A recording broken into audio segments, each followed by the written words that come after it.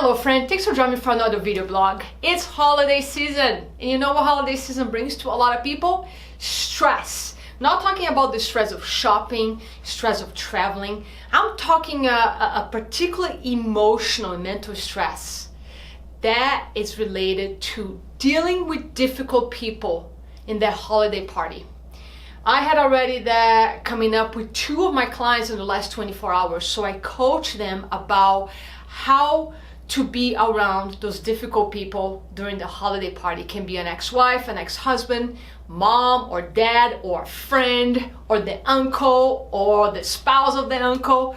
But if you are somebody who it's already, anxious and tense because you're gonna have to deal with this person, I have a great framework to share with you today. So if that's not you, I'm sure you know somebody who has this kind of stress and you can share this video with them, right? So I'm gonna show the 5 R's. It's a framework that you can use that is super effective to shift your mindset, to shift your emotional state, so you can actually have a good time during your holiday and not let one person ruin the entire Christmas for you. So the number 1 R here is release.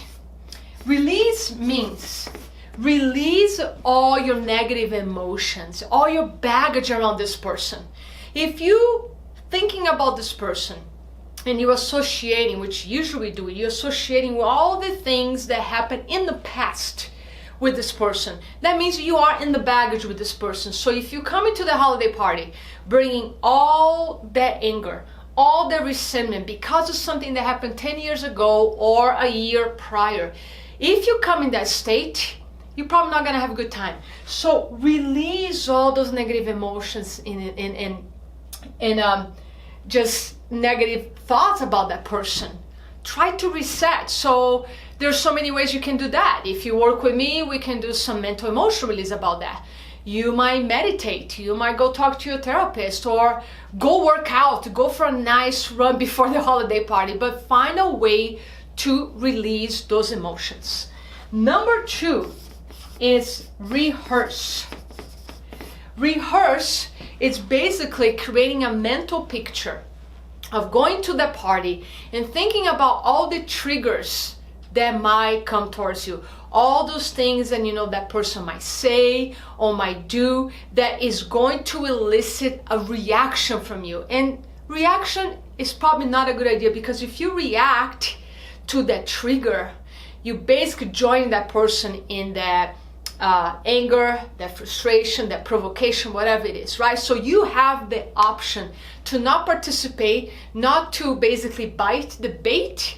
So you rehearse. So if something happened in the past, so you already have kind of an association from your past, and if the same thing repeats in this coming holiday, what would you do differently? How do you want to show up? Just ask yourself, how do I want to show up if this person says this or that? How do I want to respond? How do I want to act? Rehearse that over and over and over, because by doing that, you actually focus on the solution and not on the problem, which would be if you come with those negative emotions.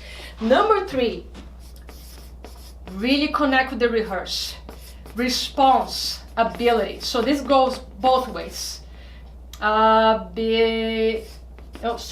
Sorry, my writing. Responsibility. So this has 2 meanings here. First one, you are responsible for the energy that you're gonna bring to that party.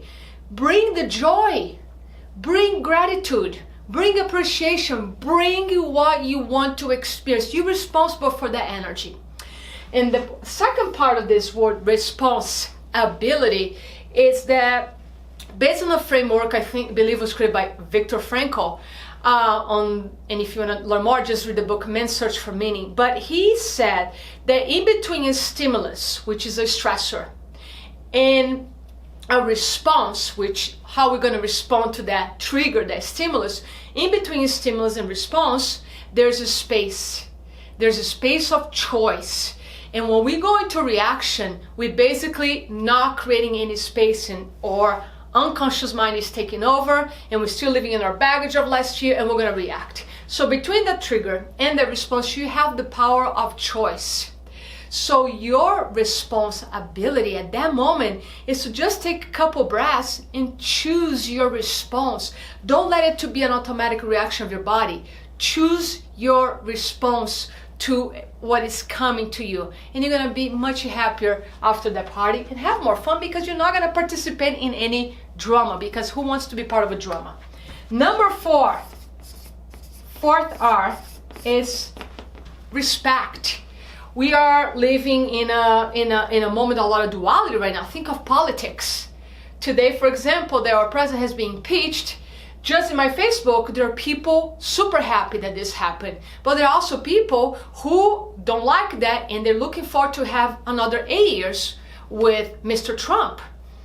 You got to respect all the opinions. So if hot topics come up in a holiday party, and they shouldn't, but somebody's going to bring up, and it's somebody with an opinion that you disagree with, have respect. Simply listen. It's just somebody having an opinion. Remember, a person is not their belief, they're not their behavior, they're not their political views, even though you might judge them because of their political view. But I have people that I like and care about who have different political views than I do. But I go beyond that because I like their heart, I like who they are. They're good people, they're doing good things in this world. So look beyond that. So respect their opinions, no matter if it's a political conversation, it's football conversation. Respect, simply respect their opinion. And this is tied to my fifth R. Remain silent. Especially if it's a hot conversation and you're trying to be respectful, remain silent. If somebody is saying something that is provocative, say something to cause a reaction, and especially when there is alcohol involved in holiday parties, which usually there is, the filters go off. So you might have somebody really trying to get a reaction from you. And again, you have a choice. You have a choice of a response. Just respect and remain silent, meaning you have nothing to say, because you know if you say might not be pretty. So in that pause, that you think about your response, a lot of times the best response is to remain silent. So I find this framework actually really, really good. So just to recap, release the emotions before your party. Find a way to release the emotions. Rehearse. How do you want to show up? Responsibility. It's your responsibility to bring the energy, the emotional state that you want to have. It's your job. And then responsibility. Have that space in between the trigger and the response. What is your choice of response? Number 4, respect other people's opinion. And number 5, remain silent, because sometimes the best response is to say nothing.